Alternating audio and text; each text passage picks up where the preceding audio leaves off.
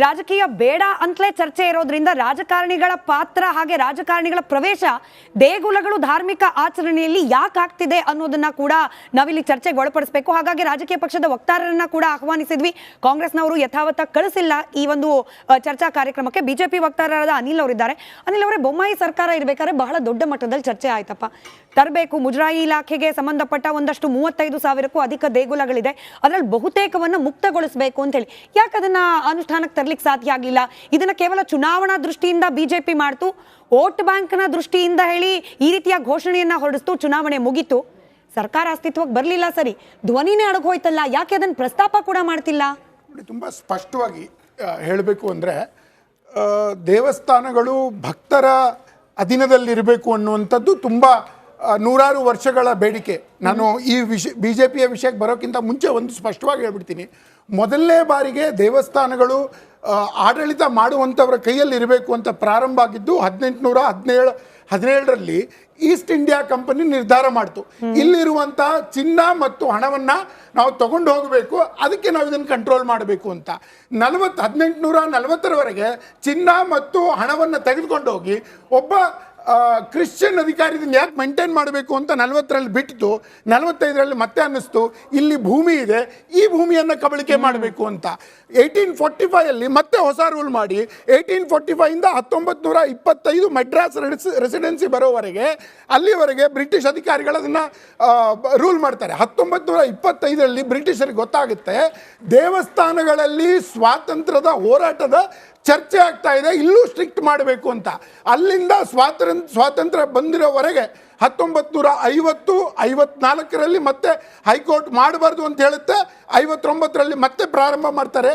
ದುರಾದೃಷ್ಟ ಅಂತ ಹೇಳಿದರೆ, ಸಾವಿರಾರು ವರ್ಷಗಳಿಂದ ಭಕ್ತರೇ ನಿರ್ಮಾಣ ಮಾಡಿರುವಂತಹ ದೇವಸ್ಥಾನಗಳನ್ನು ಭಕ್ತರು ಮ್ಯಾನೇಜ್ ಮಾಡಲಿಕ್ಕೆ ಬರೋದಿಲ್ಲ ಅಂಥೇಳಿ ಸ್ವಾತಂತ್ರ್ಯ ಬಂದಿರುವಂಥ ಭಾರತದಲ್ಲಿ 2024ರಲ್ಲಿ ನಾವು ಚರ್ಚೆ ಮಾಡ್ತಿರೋದು ದುರಾದೃಷ್ಟ. ಇನ್ನು ರಾಜಕೀಯ ವಿಷಯಕ್ಕೆ ಬರಬೇಕು ಅಂತ ಹೇಳಿದರೆ, ಈಗಾಗಲೇ BJPಯ ಉತ್ತರಾಖಂಡದ ಸರ್ಕಾರ 12 ದೊಡ್ಡ ದೇವಸ್ಥಾನಗಳನ್ನು ಮುಜರಾಯಿ ಇಲಾಖೆಯಿಂದ ಇನ್ಕ್ಲೂಡಿಂಗ್ ಬದ್ರಿ ಮತ್ತು ಕೇದಾರದ ದೇವಸ್ಥಾನಗಳನ್ನು ಮುಕ್ತಗೊಳಿಸಿದೆ. ಅದೇ ರೀತಿ ಬೇರೆ ಕಡೆ ಆಗಬೇಕು. ಕಾರಣ ತುಂಬ ಸಿಂಪಲ್. ನಮಗೆ ಕರ್ನಾಟಕದಲ್ಲಿ ಚರ್ಚೆಯನ್ನು ಪ್ರಾರಂಭ ಮಾಡಿದ್ವಿ, ಬಿಲ್ಲನ್ನು ತೆಗೆದುಕೊಂಡು ಬಂದ್ವಿ. ಇದೇ ಕಾಂಗ್ರೆಸ್ ಪಾರ್ಟಿ, ಯಾವ ಕಾಂಗ್ರೆಸ್ ಪಾರ್ಟಿ ಬ್ರಿಟಿಷರ ಥರನೇ ದೇವಸ್ಥಾನಗಳು ಸರ್ಕಾರದ ಆಸ್ತಿ ಅನ್ಕೊಳ್ತಾವೋ, ದೇವಸ್ಥಾನಗಳು ಸರ್ಕಾರಗಳಿಗೆ ದೇವಸ್ಥಾನದಿಂದ ಒಂದು ಟ್ಯಾಕ್ಸ್ ಅನ್ನು ಕಲೆಕ್ಟ್ ಮಾಡಬೇಕು ಅನ್ನೋ ಮಾನಸಿಕತೆಯನ್ನು ಹೊಂದಿದೆ. ಅವ್ರು ನೇರವಾಗಿ ಈಗಿನ DK ಶಿವಕುಮಾರ್ ಅವರಾಗ್ಬೋದು, ಸಿದ್ದರಾಮಯ್ಯನವರು ಆಗ್ಬೋದು, ಇಬ್ಬರು ಇದನ್ನು ರಾಜಕೀಯವಾಗಿ ಇದನ್ನು ವಿರೋಧ ಮಾಡಿದರು. ಅದನ್ನು ನಾವು ನೆನ್ಪಿಟ್ಕೊಳ್ಬೇಕಾಗುತ್ತೆ. ನೋಡಿ ಏನಾಗಿದೆ, ತುಂಬ ರಾತ್ರೋರಾತ್ರಿ ಬದಲಾವಣೆ ಮಾಡಲಿಕ್ಕೆ ಆಗೋದಿಲ್ಲ. ಕಳೆದ ನೂರಾರು ವರ್ಷಗಳಿಂದ ಸರ್ಕಾರಗಳು ಅನೇಕ ದೇವಸ್ಥಾನಗಳನ್ನು ತನ್ನ ಅಧೀನದಲ್ಲಿ ತಗೊಂಡ್ಬಿಟ್ಟಿದೆ. ಅಲ್ಲಿ ಟ್ರಸ್ಟ್ಗಳಿಲ್ಲ, ಅಲ್ಲಿ ಪ್ರೆಸಿಡೆಂಟ್ಗಳಿಲ್ಲ. ನಾವು ರಾತ್ರೋರಾತ್ರಿ ಈ ಥರದ್ದೊಂದು ಯಾವುದಾದ್ರೂ ತಂದರೆ ನಾವು ಅದನ್ನು ಮೇಂಟೈನ್ ಮಾಡಲಿಕ್ಕೆ ಆಗೋದಿಲ್ಲ. ಒಂದು ರಿಪಬ್ಲಿಕ್ ಟಿವಿಗೆ ನಾನು ಧನ್ಯವಾದಗಳನ್ನು ಹೇಳಬೇಕು ಅಂದರೆ, ಈ ಮಾನಸಿಕತೆಯಿಂದ ಹೊರಗಡೆ ತರಬೇಕು. ಒಂದು ಡೇಂಜರ್ ನಡೀತದೆ ಪಕ್ಕದ ತಮಿಳುನಾಡಿನಲ್ಲಿ. ಸ್ಟಾಲಿನ್ ಸರ್ಕಾರದ HR ಡಿಪಾರ್ಟ್ಮೆಂಟ್ ಹೈಕೋರ್ಟ್ಗೆ ಒಂದು ರಿಪೋರ್ಟನ್ನು ಸಲ್ಲಿಸಿದೆ. ಅಲ್ಲಿ ಹೇಳುತ್ತೆ, ಇರುವಂತಹ 35,000 ದೇವಸ್ಥಾನಗಳಲ್ಲಿ 11,500 ದೇವಸ್ಥಾನಗಳಲ್ಲಿ ಪ್ರತಿನಿತ್ಯ ಅಲ್ಲಿ ಮಂತ್ರವನ್ನೂ ಹೇಳೋದಿಲ್ಲ.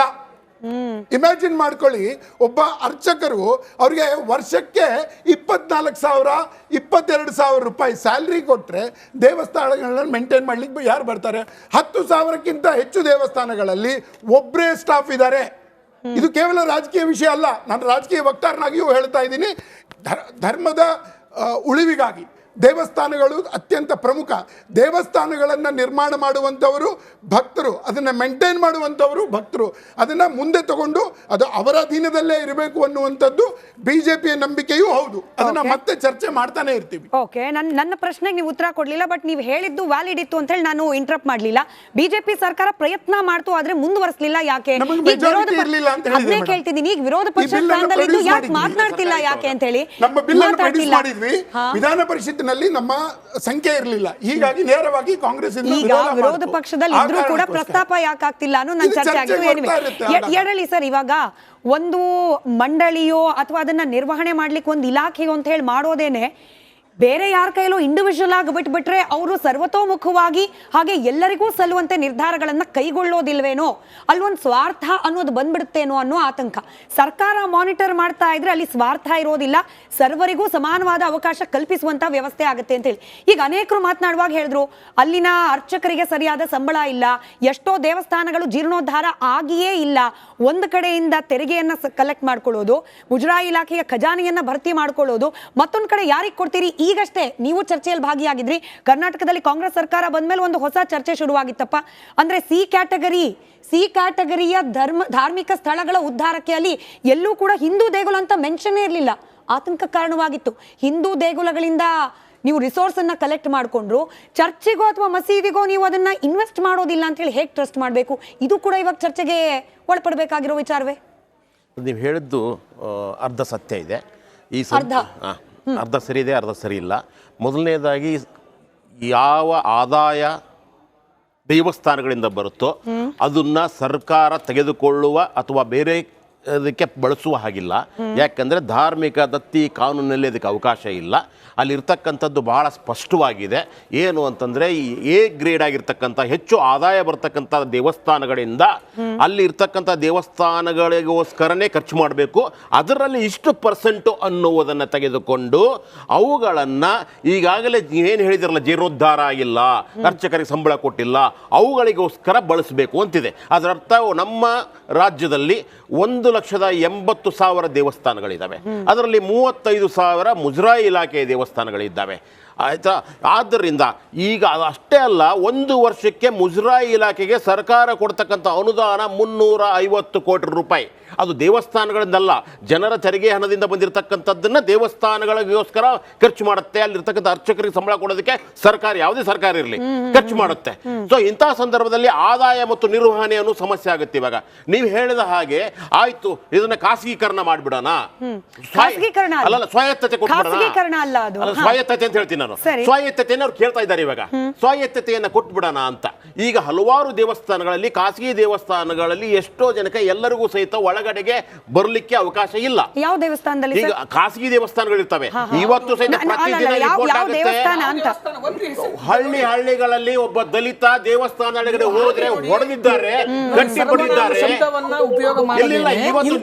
ಒಂದು ಹೇಳಿ, ನೀವು ಎಷ್ಟೋ ದೇವಸ್ಥಾನ ಎಷ್ಟೋ ಅನ್ಬೇಕಾದ್ರೆ ಸಂಖ್ಯಾ ಬಾಹುಲ್ಯ ಇರಬೇಕು, ಅಂದ್ರೆ ಮಾತ್ರ ಎಷ್ಟೋ ಅನ್ನೋ ಶಬ್ದ ಯೂಸ್ ಮಾಡಕ್ಕಾಗುತ್ತೆ. ನೀವು ಕರ್ನಾಟಕದಲ್ಲಿ ಕೊಪ್ಪಳದಲ್ಲಿ ಮೊನ್ನೆ ದಲಿತರನ್ನ ಕಟ್ಟಿ ಯಾವ ದೇವಸ್ಥಾನ? ಕೊಪ್ಪಳದಲ್ಲಿ ಯಾವ ದೇವಸ್ಥಾನ? ಯಾವ ದೇವಸ್ಥಾನ ಅಂತ ಹೇಳಿದ್ದಾರೆ ವರದಿಯಾಗಿದೆ. ಇಂಥವು ಇವತ್ತು ಸಹಿತ ದಲಿತರಿಗೆ, ಶೂದ್ರರಿಗೆ ನೇರವಾದಂತ ಇದು ಏನು ಒಳಗಡೆ ಹೋಗೋದಕ್ಕೆ ವ್ಯವಸ್ಥೆ ಇರಲಿಲ್ಲ. ನಿಮ್ಮ ತಿರುಪತಿ ಇವತ್ತು ಹೇಳ್ತಾ ಇದ್ದಾರೆ, ಹಿಸ್ಟ್ರಿ ನೋಡಿ ನೀವು, ರಾಮಾನುಜಾಚಾರ್ಯರು ಬರುವವರೆಗೂ ಸಹಿತ ಜನಸಾಮಾನ್ಯರ ಪ್ರವೇಶ ಇರಲಿಲ್ಲ. ರಾಮಾನುಜಾಚಾರ್ಯರು ಬಂದ ಮೇಲೆ ಮೇಲುಕೋಟೆ, ತಿರುಪತಿ ಇದಕ್ಕೆಲ್ಲದಕ್ಕೂ ಸಹಿತ ಜನಸಾಮಾನ್ಯರು ಒಳಗಡೆ ಹೋಗಬಹುದು ಅಂತ ಆಯ್ತು. ಇಲ್ಲಿವರೆಗೂ ಬಹಳಷ್ಟು ವರ್ಷಗಳಾಗ್ಬಿಟ್ಟಿದೆ, ಜನರ ಮನಸ್ಥಿತಿ ಕೂಡ ಬದಲಾಗಿದೆ. ಎಲ್ಲವೂ ಬದಲಾಗಿದೆ. ಒಂದು ಜಾತಿಯ ಸಂವಿಧಾನದಲ್ಲಿ ಪನಿಷ್ಮೆಂಟ್ ಮಾಡ್ಲಿಕ್ಕೆ ಅವಕಾಶ ಇದೆ. ಒಂದು ನಿಮಿಷ, ಜೈಲಿಗೆ ಹೋಗ್ತಾರೆ, ಯಾರು ಪ್ರವೇಶ ಕೊಟ್ಟಿಲ್ಲ, ಅದನ್ನು ಅವಕಾಶ ಮಾಡಬಹುದು. ಒಂದು ನಿಮಿಷ. ಈಗ ಒಂದೇ ಒಂದು ಉಡುಪಿಯಲ್ಲಿ ನಾವು ಹೇಳ್ತಾ ಇರೋದು, 2 ಬೇರೆ ಬೇರೆ ಪಂಥಿಗಳು ಇರ್ತವೆ. ಒಂದು ಬ್ರಾಹ್ಮಣರಿಗೆ ಒಂದು ಪಂಥಿ ಇರುತ್ತೆ, ಇನ್ನೊಂದು ಇರುತ್ತೆ. ಅದು ಸಮಾನತೆಯನ್ನ ಸಂವಿಧಾನ ಕೊಟ್ಟಿದೆ ಅಂತ ನಾನು ಹೋಗ್ಬಿಟ್ಟು ಅಲ್ಲಿ ಕೂತ್ಕೊಂಡ್ರೆ ಎತ್ತಿ ಬಿಸಾಕ್ತಾರೆ. ಆ ರೀತಿಯಾದಂತ ಇಲ್ಲ. ಇವಾಗ ಮಂತ್ರಾಲಯದಲ್ಲೂ ಆತರ ಇದೆ ಅಲ್ಲ, ಅವ್ರು ಬೇರೆ ಅದಕ್ಕೆ ಎಕ್ಸ್ಪ್ಲನೇಷನ್ ಕೊಡ್ಲಿ ಬೇಡ ಅನ್ನೋದಿಲ್ಲ ನಾನು. ಇವಾಗ ಇರೋದು ಇಷ್ಟೇ, ಈ ರೀತಿಯಾದ ತಾರತಮ್ಯ. 35,000 ದೇವಸ್ಥಾನಗಳ ಮುಂದಗಡೆ ಒಂದು ಬೋರ್ಡ್ ಇರುತ್ತೆ. ಇವಾಗ ಇಲ್ಲಿ ಒಳಗಡೆಗೆ ಎಲ್ಲಾ ಜಾತಿ ಧರ್ಮಗಳಿಗೆ ಯಾವುದೇ ಭೇದ ಭಾವವಿಲ್ಲದೆ ಪ್ರವೇಶವಿದೆ ಅಂತ ಎಲ್ಲದರಲ್ಲೂ ಬೋರ್ಡ್ ಅನ್ನು ಹಾಕಿದ್ದಾರೆ. ಇವಾಗ ಸರ್ಕಾರ. ಒಂದು ನಿಮಿಷ ಇರಿ ಸರ್, ನೀವು ಹೇಳಿದ್ದೆಲ್ಲ ಕೇಳಿದ್ದೇನೆ, ನಿಮ್ಮ ಪ್ರವಚನ ಬಂದಿಲ್ಲ.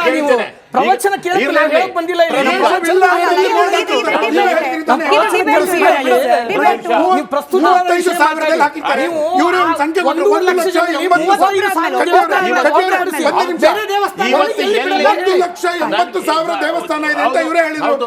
ಎಲ್ಲಿ ಬೋರ್ಡ್ ಹಾಕಿರ್ತಾರೆ ಬರಬಾರ್ದು ಅಂತ? 35,000